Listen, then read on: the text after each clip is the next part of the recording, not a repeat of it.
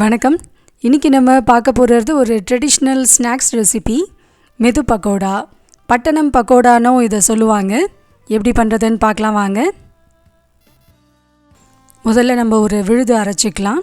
1 spoon சோம்பு, 1 spoon சீரகம், ஒரு பெரிய துண்டு இஞ்சி, 5 பல் பூண்டு, ஒரு பெரிய பச்சை மிளகாய். இது எல்லாத்தையும் மிக்சியில் போட்டு ஒரே ஒரு சுற்றி எடுத்துக்கலாம். அடுத்து ஒரு பவுலில் 2 ஸ்பூன் நெய் சேர்த்துக்கலாம். இந்த நெய் கூடவே 1/4 டீஸ்பூன் அளவுக்கு பேக்கிங் சோடாவையும் சேர்த்துட்டு கையால் இதை நல்ல ஒரு வெண்ணெய் பதத்துக்கு வர அளவுக்கு இது மாதிரி நல்லா அடித்து கலந்து விட்டுடலாம்.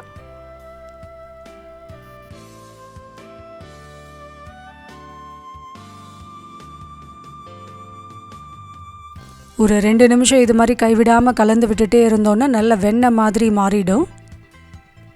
இப்போ இதில் நம்ம 1 கிளாஸ் அளவுக்கு கடலை மாவு சேர்த்துக்கலாம்.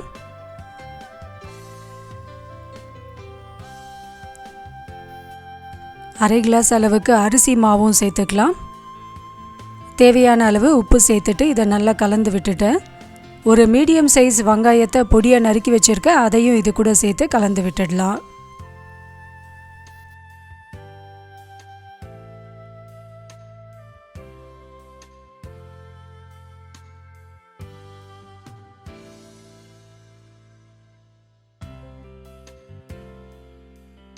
அடுத்து நம்ம அரைச்சி வச்சுருக்க பச்சை மிளகாய், சோம்பு, சீரகம் அந்த விழுதையும் இது கூட சேர்த்துட்டு நல்லா கலந்து விட்டுட்டு கொஞ்சம் கொஞ்சமாக தண்ணி சேர்த்து இதை நல்ல ஒரு பக்கோடா மாவு பதத்துக்கு பசைஞ்சு எடுத்துக்கலாம். தண்ணி ஊற்றக்கூடாது. தண்ணியை தெளித்து கொஞ்சம் மிதமான இலகின பதத்தில் இருக்கணும். ரொம்ப தண்ணியாகவும் வேண்டாம், ரொம்ப கெட்டியாகவும் வேண்டாம். இலகின பதத்துக்கு மாவு இருக்கணும். இப்போ இது மாதிரி ஒரு பிடி எடுத்து நம்ம பிடிச்சு பார்த்தோன்னா இது மாதிரி நல்லா பிடிக்க வரணும். இப்போ இது சரியான பதத்தில் இருக்குது. இதில் இப்போது கொஞ்சம் கொஞ்சமாக தண்ணி சேர்த்து கலந்து விட்டுடலாம்.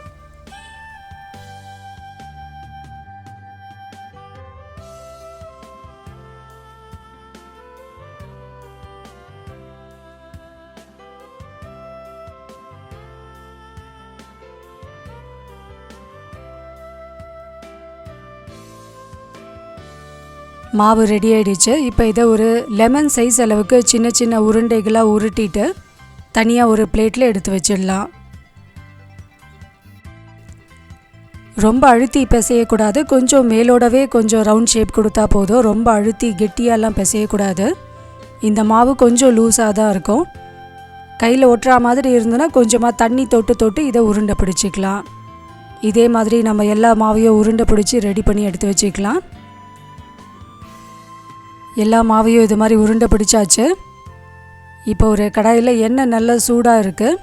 எண்ணெய் நல்லா சூடான பிறகு லோ ஃப்ளேமில் வச்சுட்டு நம்ம ரெடி பண்ணி வச்சுருக்க உருண்டைகளை ஒவ்வொன்றா போட்டு இதில் பொரித்து எடுத்துக்கலாம். லோ ஃப்ளேம்லேயே தான் வச்சு பொரிக்கணும். ஹை ஃப்ளேமில் வச்சோன்னா வெளியே கலர் மாறிடும், உள்ளே வேகாமல் இருக்கும். லோ ஃப்ளேம்லேயே வச்சு இதை நல்லா பொன்னிறமாக ஆகிற அளவுக்கு பொரித்து எடுத்துக்கலாம்.